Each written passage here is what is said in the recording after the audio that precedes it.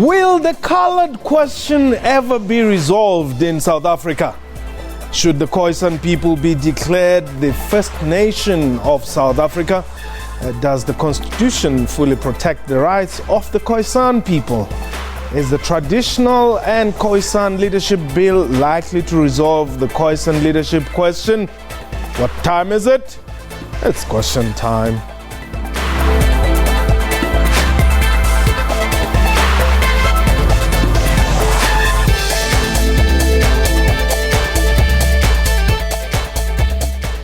Khotsong and welcome to the show. My name is Mpho Tsedu. Recognition of the rights of indigenous peoples continues to elicit emotional debates, particularly in South Africa, where the Khoi and San are saying they should be recognized as the first indigenous people of the country. In his State of the Nation address in 2012, President Jacob Zuma said, and I quote, "It is important to remember that the Khoisan people were the most brutalized by the colonialists who tried to make them extinct and undermine their language and identity. As a free and democratic South Africa today, we cannot ignore to correct the past." Close quote. For its part, Cooperative Governance and Traditional Affairs says recognizing the Khoisan as the first nation would create divisions in the country and would not be sustainable. But how significant is the traditional and Khoisan leadership bill? We are live, therefore you can call us and air your views. The numbers to dial 011-714-6842 or our Twitter handle at QuestionTime24. My guest today, Obed Bapela, is the Deputy Minister of the Department of Cooperative Governance and Traditional Affairs, rather called COGTA, that's the best way to describe it. And John van Rooyen is the Chairperson of the Gauteng Khoi and San Council. And we are taking your calls on the numbers. Well, I read a different number from the one that's on screen. I don't know which one we're using. But yeah, just keep both. Meanwhile, tweet us at QuestionTime24. Gentlemen, let me welcome you to the show. What is a colored? Good evening, Mpho, and good evening to your viewers. Thank you for the opportunity. Initially, as the Khoi and San people, we were pushing the line to say that Khoi and San are the indigenous people, and that's the only kind of people that we are. But then later on, we had quite a number of people that started saying they are not Khoi and they are not San, and they are colored. And some of them even changed and called it K-U-L-L-I-D, colored or colored, And we said, no, it can't be true, because you are the descendants of the Khoi and the San, the first indigenous people of South Africa and Southern Africa. And these people were saying, no, they know where they come from. They're a mixture of either a white man and an African mother, or vice versa. And that's the reason why they labeled colored, and that's why they want colored. But the terminology, the term colored, is the same as the K word, for argument's sake, and I'm going to be honest about it. So how the K word was used and how it developed, because the apartheid government classified the group, they got rid of our indigenous names like Griqua, Nama, Korana, Hesekwa, Otekwa, Kwe, and Kung, etc. And then they say these people are a group of people that come from the two different groups, white and African, and therefore they are called colored. And that then came into the population register, and then that's how we've been known to be called colored. And we want the term and the terminology and the word colored to disappear from the face of the earth. The same word, the same way as the K word, it must disappear because it's discriminatory. But what if there are people who are comfortable being called colored in Eldos or in Regis or Westbury? Yeah. Well, we are saying they have a right. They have a constitutional right to be called colored. But from the Khoi and San point of view, we are saying we don't want to be called colored. Okay. We want to be called Kung or Kwe or Nama or Griqua. That's what we want to be called. Deputy Minister, I know it's rhetorical to some extent, but does government recognize that there's a people in South Africa called colored? That's before we get into the Khoi and the San. Well, the word was used loosely, I must say, during liberation struggle and post-liberation struggle. And but later, because of the debates, the discussions with the Khoisan, they are now beginning to say to us, look here, we're not what we were classified to be. They wanted us no longer to appear or be visible in South Africa, because you remember they were the first to see the colonizers. Yes. They were the first that had to go through genocide. Yes. They were killed and so forth. And some of them had to flee to Eastern Cape, and others fled to the Free State and the Northern Cape, simply because of the killings, and then smallpox was also spread amongst them, so that they are just vanished and incomplete. And the wives that they have captured, the colonizers, after giving birth, then they will then kill the mother, so that the child grows without any identity. So therefore it was a cultural destruction and then a nation destruction of some sort. So the confusion therefore is understood by those who says they want to remain colored, because their identity was lost completely from origin. But fortunately, quite a number of them, when they were running, they survived. And here they are now coming back with the history to say, when we were recognizing all national indigenous groups in South Africa, we then left them out because they were classified as colors and we didn't understand and know what is what. And every trace of anything was destroyed. So it's only now that evidence is now emerging and is coming. Hence the bill before Parliament, hence the admittance to the United Nations that we do indeed have the Khoisans and they are not yet recognized in South Africa. The effort, therefore, is then to have all indigenous groups recognized. There are 10 of them, from Amazulu, Basotho, Batswana, Mavenda, up to the Khoisans. Mudisa, you are in Kwakwa. Ndadi. O phete The pale and the opera you are. ya phela re pele ntate tsedu wa tseba nna ntho ya hore motho Khoisan le manakwa a bitse makhalati ha ke dumelle ya re tsedu o ba neng tatwaka hobane ke bona batho ba pele ba tlamile ba fuwe mobu before rona re ka fuwa mobu ndadi ya ntate tsedu ke bona ka re ba kgethollo bane ke setjhabanyana se senyana. All right. Thank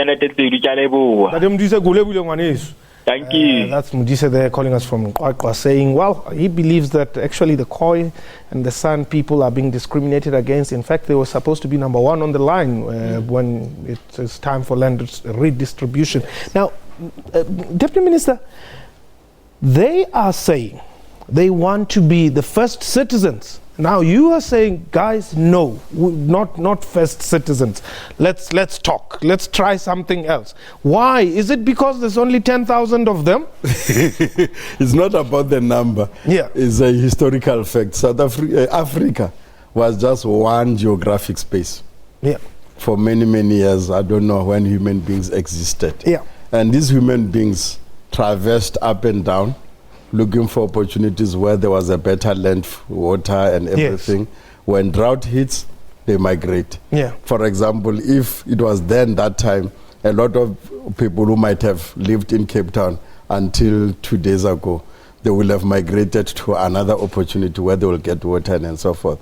So people have been moving up and down in Africa. But obviously, the majority of us, the darker skin, we are obviously originating somewhere in the central, and we started spreading around. They also had habitated southern part, but it was just one big geographic space. So now I'm taking the AU conclusion when it says we are all indigenous to Africa. Yeah, but the AU should take cue from what the UN says. Yeah. And the UN is saying, give these people the right to be first citizens. Yes. Well, what is going to happen if you say first citizen or first nation status? They must have their own... They will have their own schools, yes, their own government, yes, their own province or the area, whatever it is, at the exclusion of the darker skinned Africans. And we are all Africans, and I think they all agree. We are all Africans, born and bred in Africa. What shaped us is Africa itself. So that is the commonology of who we are. Now, if we are going to say, then tomorrow, Others, the Zulus, remember just before the 1994 elections, and then the breakthrough of the democratic processes, the discussion of cessations. So do you want really to open up where now people will say, I want to secede also and so forth? So we then says, yes, they are disadvantaged highly, and I agree with that. They were the most brutalized. And indeed, now that we have acknowledged that we are going to be recognizing them, they are going to claim land, and we are going to be giving whatever is the land that is doable within the circumstances. And they must also have places where they can practice their cultural, customary, and all those things. Equally, like all other the indigenous groups. The only fortunate about the other indigenous groups, because they were classified even in the ID or the Dompas. You will say Mpo, a Muvenda, Obet, a Mupedi. So even when democracy came, we knew who we are. Whereas with them, unfortunately, they thought that they have finished them off. They will just be known as only so-called colors. I usually prefer to say so-called colors. Okay. He says it's a soy word, and I think we need to be careful. I want you to hold, I know you don't agree with the Deputy Minister, but let's go to, is it King Williamstown? Tikelaya. Info. What that?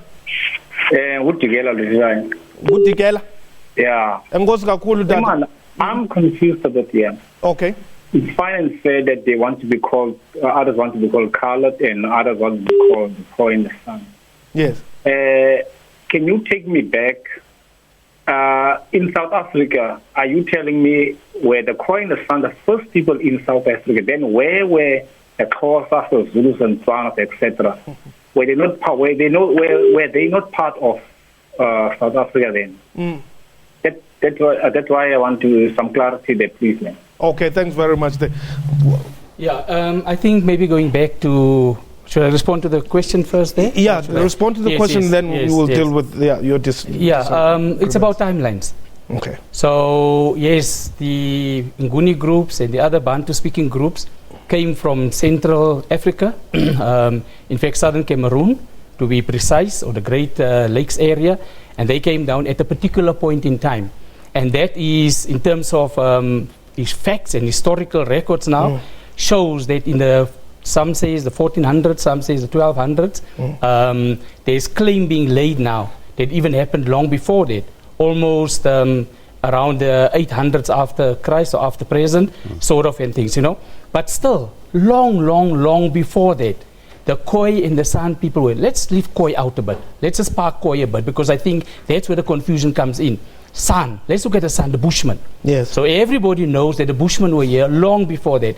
You go to rock art and you will find that the rock art was done and the paintings were done thousands of years ago, hundreds of thousands of years ago. Correct. Now, where were all the other people? There was no one here at that point in time. And then the Khoi. The Khoi was one of the groups that broke away from the San, from the Bushmen, one of the first groups. And so they came down. They also went up to Central Africa, more towards the land of Punt, more towards Somaliland, and those kinds of areas. And they came down. They're the first group that came down from Central Africa, East Africa, sort of, and they were then followed by the Bantu-speaking groups and Nguni groups, sort of. But that happened. So it's about timelines. So long before the 1400s or 1200s, even if you say the year zero, the Nguni groups and those other groups were not here in South Africa. But let's talk about South Africa. Okay. The Bushman was here and the Khoi was here. All right. Deal with what the DM was saying. So I disagree with DM completely. You know, first is first. You see, we mustn't confuse one another. We must be honest about it. What does first mean? First mean the first people that were there. First to what? First people that were there. First to what? First in South Africa. There were no borders. First in South Africa. There was no South Africa then. First in the area called South Africa. So there were those that were here first in the area. In the region. South in the region. Okay. And so this claim will go to yes. Swaziland, Yes. Lesotho, Namibia, that's Botswana. So let us not confuse it. See, I think DM wants to confuse the whole thing. Yeah. So first in South Africa. Okay. And first in Southern Africa. All right. Right. Then you now deal with Swaziland and Lesotho that came later on, and Southwest Africa or Namibia, even up to Tanzania, etc. So first in South Africa and first in Southern Africa. DNA shows that. DNA shows the location, the area. So it shows South Africa and Southern Africa. So that is the first people. And who are those people? It's the Bushmen, or the San, as we call them now, and then the Khoi. And then later on, the other groups join them. So Jim, therefore, that is what's happening. That is what happened. Jim, you are in, what is it? Is it Witbank? Yes, it is. Tobelampo? Tobelo Papa.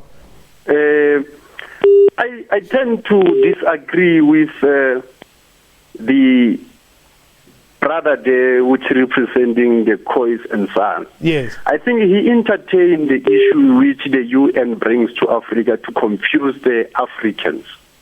The minister have said everything which is understandable and it's practical and it's true, that they were the first people who were brutalized, broken their identity. I mean, it could have been that at that time the colonizers comes into Africa, they founded the Nguni people on the southern side, and then that doesn't mean they are the first citizens of Africa.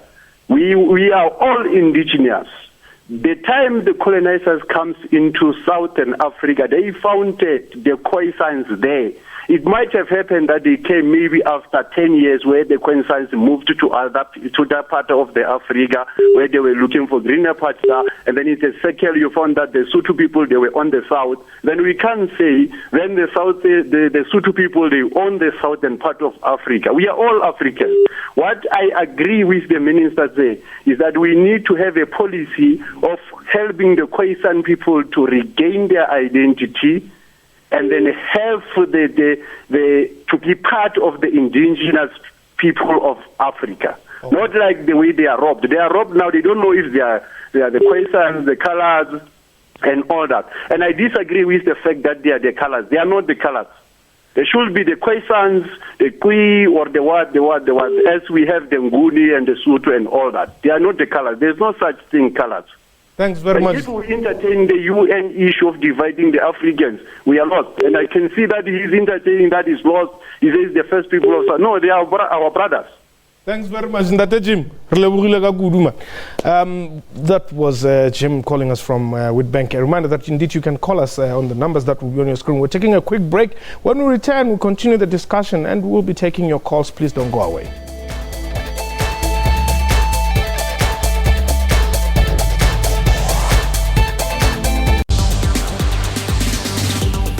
Africa is getting more and more digitized, and people have to navigate through an increasingly connected world. I did a call my bay over here. At school, I use my Wi-Fi. On Network, we tell you about Africa's technology and social media landscape. Politicians already do use Twitter a lot. It's both Android and iOS compatible. A solar charged box that includes everything, the computer, the projector. That's Network with Ms. Phumelele Zondi every Sunday at 9 p.m.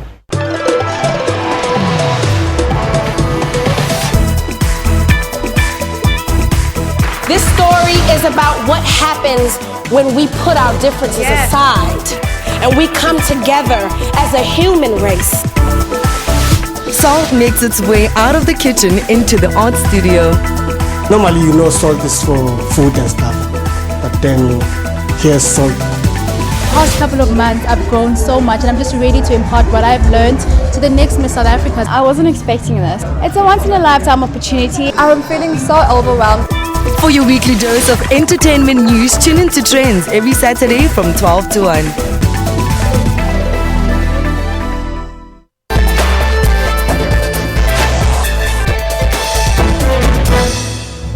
Welcome back. You're still watching Question Time. Our guest today, Obed Bapela, is the Deputy Minister of Cooperative. That's the safest way to put it.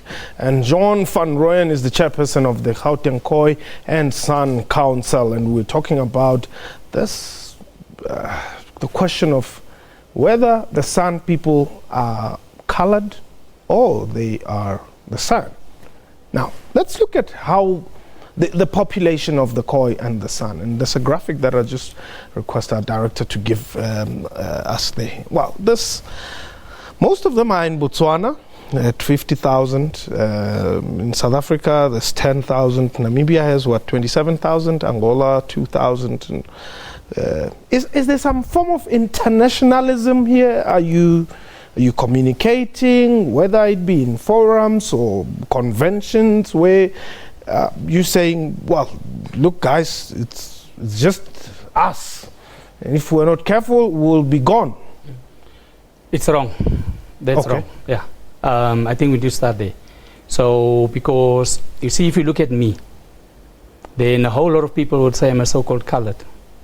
But what happened is that I did my DNA. And the DNA showed I'm L0D, 1B1 to be precise. And that takes us to 150 to 170,000 years.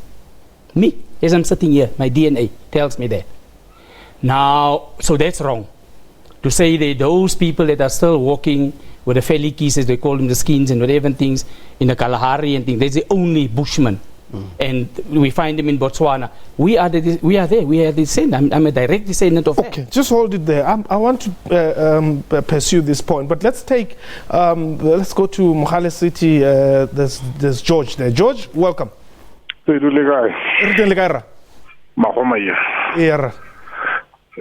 us look at the seal of the Republic.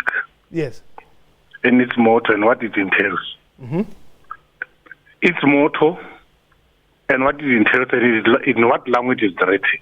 Yes. I'm not sure as whether it's the Khoi or the San, but it encompasses both. Yes. The motto in broader sense speaks about national unity, in our healing, reconciliation, and many other facts upon which our constitution is premised. Yes. Now, if you look at the seal itself, it speaks about land. You interpret the seal, even before you could go to the motto. It encompasses all South Africans on the basis that South Africa shall belong to those who live in it. It doesn't even say black or white, to the exclusion of other people. What we need to do, based on the motto and the constitution, we need to develop a program that will ensure that all South Africans, across the racial divide and based on the legacies that we need to address, make sure that we are one nation based on a national democratic society based on freedom and justice. Freedom and justice will deal with questions of land, which the Constitution deals with, question of access to justice, question of recognition of minorities and everybody who is a citizen of this particular country. We don't have to be narrow and say other people are excluded. Look at the cultural rights institutions, look at the Bill of Rights, and say, how do we play a role collectively to make sure that the Constitution as a living document addresses all these particular issues wherein there's a lacuna or maybe a suspicion that government is not doing enough to address those. George. My other point, that is it. Right. In South Africa, we don't need interest groups. We don't need interest groups in South Africa. We need a national collective. George, thank you very much for that point. I think we've noted your point. Is there a way, after listening to what George says, which is factual, is there a way where you are feeling at home, and if you are not satisfied, that you would explore using all the methods and avenues that are availed to every citizen in this country and even internationally to try and make sure that your rights and interests are taken care of?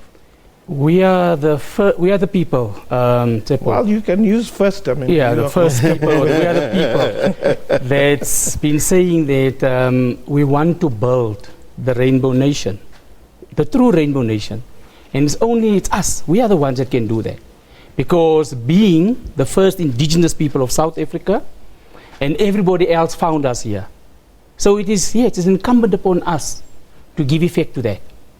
We are embracing all other groups. We know amongst the Khoisan people, a whole lot of them, their DNA shows that they are in fact descendants of the Khoi and the San. Tata Madiba, may his soul rest in peace. His DNA is L0D. What did I tell you? What's my DNA? Yeah, L0D, from the mitochondrial DNA. So he's a Khoi. Okay. So your first black president of this country was a Khoisan, was a Bushman, whatever. So therefore, we are saying we can bring that together. In the person spoke about the coat of arms. Yeah. The coat of arms means, literally, in the Khoisan language or Bushman language, it means people who are different come together. And that is what we want to do, and we will drive that process. Unfortunately, we've run out of time. Dear, yeah, we have run out of time. But I guess these people are safe in South Africa. They are very safe. Okay. And we are definitely going to recognize them. Okay. I look forward to working with DM and the department. That was question time for today. A big thank you to my guests and to you for watching the show. From me and the entire crew, have yourself a wonderful time.